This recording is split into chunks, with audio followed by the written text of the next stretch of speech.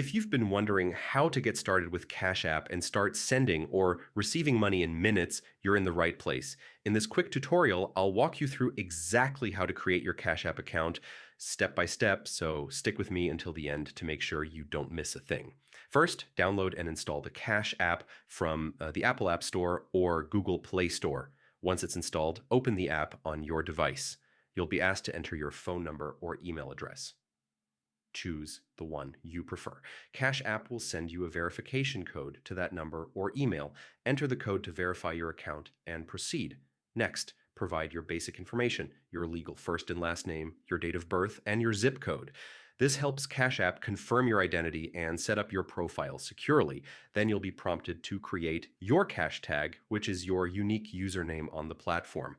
Choose something easy to remember but unique so others can find and pay you quickly. At this stage, you can link your debit card to connect your bank account right away, though this step is optional and you can skip it if you want to do it later. You'll also set up a 4-digit PIN or enable Face ID as an extra layer of security for your transactions.